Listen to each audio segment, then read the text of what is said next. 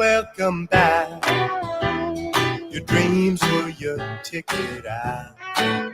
Welcome back to that same old place that you laughed about.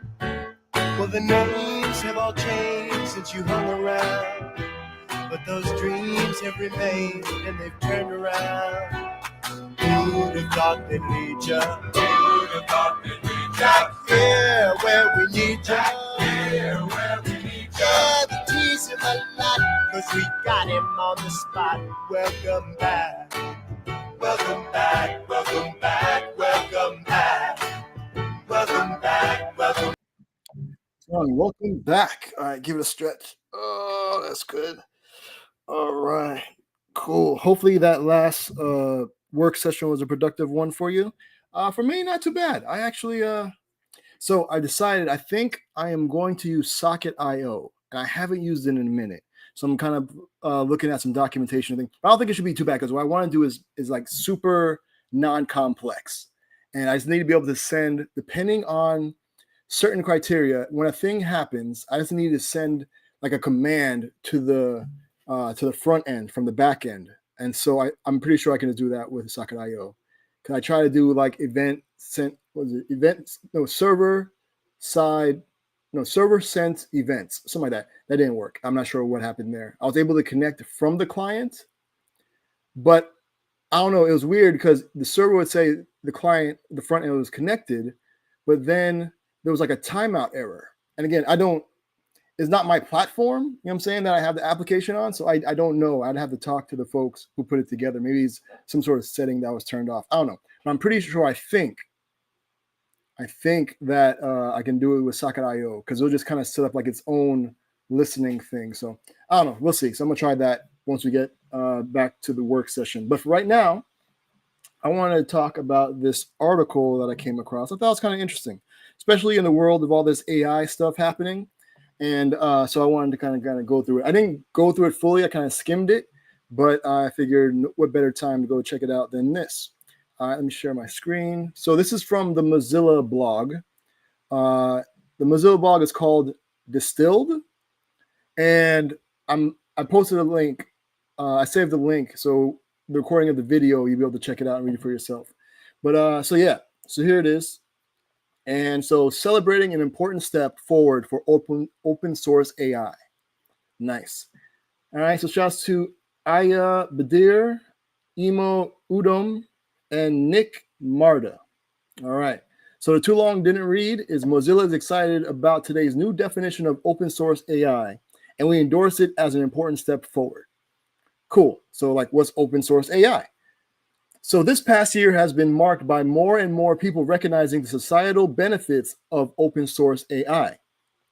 In October, I guess of last year, a large coalition of people signed onto our statement, which you can check out here, emphasizing how openness and transparency are critical ingredients to safely and to the safety and security. To safety and security in AI. Okay. All right. To safety and security in AI. In February, Mozilla and the Columbia Institute of Global Politics convened AI experts who emphasized how openness in AI could help advance key societal goals. Policymakers have also been embracing open source AI. The U.S. National Telecommunications and Information Administration, NTIA, recently issued a seminal report embracing openness in AI. Even companies like Google, Microsoft, Apple, and Meta are beginning to open certain aspects of their AI systems. You know what's funny? What you don't see there? Open AI. You would think open source AI and about being open in AI, you would think open AI would be there, but okay. The growing focus on open source AI makes it all the more important that we establish a shared understanding of what open source AI is. Yes, let's figure that out. A definition should outline what must be shared and under what terms or conditions.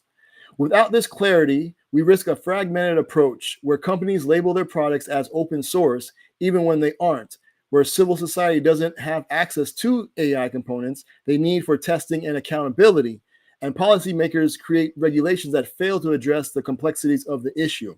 So that basically, if you can't state what's open source, that means anybody can just say, yeah, I do open source, but not like actually be open about what's happening behind the scenes and make things more difficult for people to try and figure out what's happening behind the scenes because it's not open, it's more closed. So the Open Source Initiative, OSI, has recently released a new draft definition of open source AI. Cool, and you can they have a link there so you can check that out. Marking a critical juncture in the evolution of the internet. This moment comes after 2 years of conversations, debates, engagements, and late night conversations across the technical and open source communities. Damn, okay. It is critical not just for redefining what open source means in the context of AI, it's about shaping the future of the technology and its impact on society. Yeah, because I mean, if you have AI, people creating AI that's like covert, you don't even know what's happening, and who knows what could happen if those things, get out there and there's no one to actually like, hey, what are you doing? What's going on here? There's no transparency. So the open source definition introduced by the OSI in 1998 was more than just a set of guidelines. It was a manifesto for a new way of building software. This definition laid the foundation for open systems that have since become the backbone of the modern internet. So like I said, from Linux to Apache. So like a lot of the server stuff, if it wasn't for like Linux and Apache, who knows, maybe it wouldn't have gotten so far because so many things are built on top of it. You know what I mean? So open source projects have driven innovation, collaboration, and competition, enabling the internet to grow into a diverse and dynamic ecosystem, which I appreciate. You know what I'm saying? I like how the internet and like the web is like so diverse. Like you can do so much. What is that? Like you can do so much on the web. You know what I mean? And I think a lot of that is through things being open source and allowing people to be able to build on top of it newer things. So yeah. Cool. So by ensuring the software could be freely used, modified, and shared, the original open source movement helped to expand access to technology, breaking down barriers to entry and fostering a culture of innovation and transparency, while making software safer and less vulnerable to cyber attacks. All right, so this is a significant step toward bringing clarity and rigor to the open source AI discussion. It introduces a binary definition of open source, akin to the existing definition. While this is just one of several approaches to defining open source AI, it offers precision for developers, advocates, and regulators who benefit from clear definitions in various working contexts. Yeah, so I mean, if people who are supposed to be making laws around this, if they don't have like a clear definition of what open source is, then how can you like regulate it if need be? You know what I'm saying? So, because how can you tell if somebody says they're open source, but not really, without having a definition to kind of weigh that against? So specifically, it outlines that open source AI revolves around the ability to freely use, study, modify, and share an AI system. And it also promotes the importance of access to key components needed to recreate substantially equivalent AI systems, like information on data used for training, the source for AI development, and the AI model itself. So a lot of people have been a lot of companies keep that kind of close to their chest because that's like, I guess, their competitive advantage is like their AI models and the data it was trained on, because that's what like separates them and sets them apart. You know what I'm saying? And so hopefully this will be able to bring, folks together and maybe have like some sort of like level playing field where other people can still kind of do their own thing, have like their secret sauce, but allow other folks to be able to build and test and check things out. So, and this definition also offers an initial attempt to wrestle with the complex issue of whether and how training data for AI models should be shared as part of open source AI. Yeah, because I think there's like a whole lot of stuff where how it seemed like some of these AI models are just scraping the internet, just regardless of whether or not they were allowed to. So every bit of information they're kind of like using to train the models, and people are like, well, and they weren't open about it. So people were like, wait, did you, like, for example, artists, like, did you steal my artwork to get this image generation thing going? All right, so the definition acknowledges that sharing full training data sets can be challenging in practice and therefore avoids disqualifying a significant amount of otherwise open source AI development from being considered open source. So they're saying, like, yeah, a lot of stuff could not be open source, cannot be termed open source. We are working to change this state of play by making open data sets a more commonplace part of the AI ecosystem. So that way, if everybody has like the same data set to train their AI models on, then you'll be able to, I guess, have comparable like performance, maybe. You know what I'm saying? Where depending on how you fine tune your AI models, that may, if you specify for a certain like segment or a certain niche, you know what I'm saying, then you could do that, something. I don't know. I'm just spitballing here. So Mozilla and Eleuther AI recently brought together experts to outline best practices for open data sets to support AI training. And we intend to publish a paper soon that promotes norms that support AI training data being more widely available. Okay, cool. So you can check that out if you want that link there.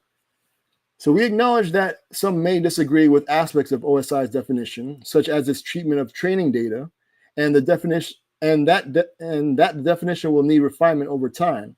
However, we believe that the OSI's community-driven process, which involved over a year of stakeholder engagement, has established a crucial reference point for discussions on open source AI. So, for instance, this definition will become a valuable resource to combat the widespread practice of open washing that is becoming quite rampant, where non-open models or even open-ish models like Meta's Llama 3 are promoted as leading open source options without contributing to the commons. Okay, so people fronting like, oh yeah, no, we're open source. No, really, but give nothing back. Researchers have shown that the, quote, the consequences of open washing are considerable, end quote, and affect innovation, research, and the public understanding of AI. Let's see. At its core, this effort embodies the open source community at its best, engaging in open discussions, addressing differences, acknowledging shortcomings, and refining this definition together to build something better. If it effectively incorporates many key aspects of openness that the open source community has been grappling with, such as going beyond just considering openness in model weights and including broader model components, documentation, and licensing approaches as outlined in the Columbia Convening. Covenanting, okay?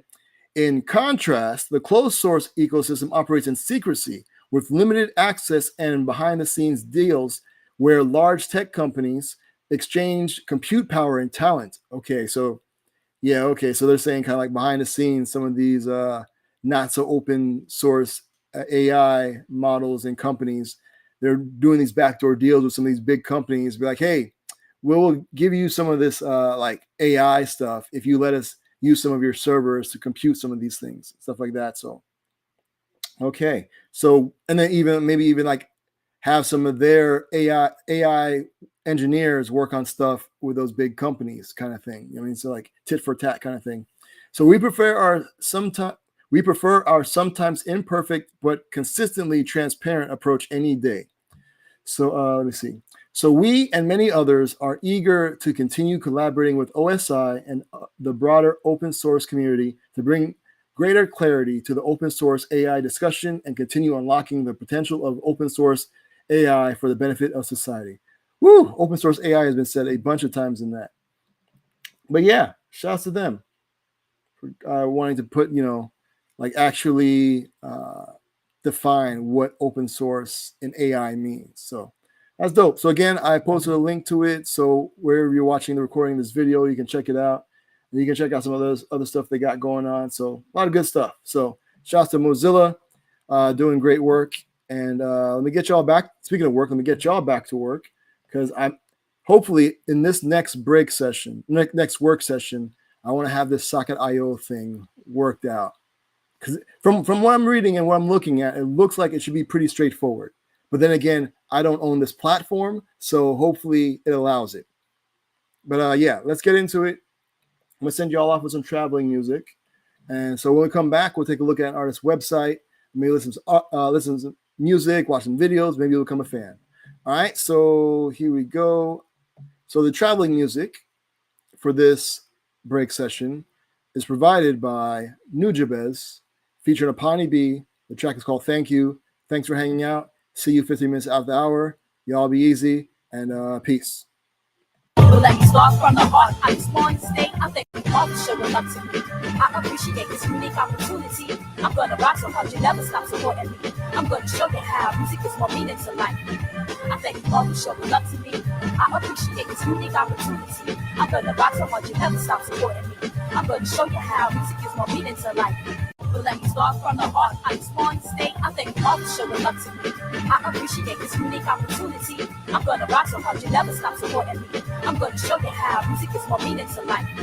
I thank you all for showing up to me. I appreciate this unique opportunity.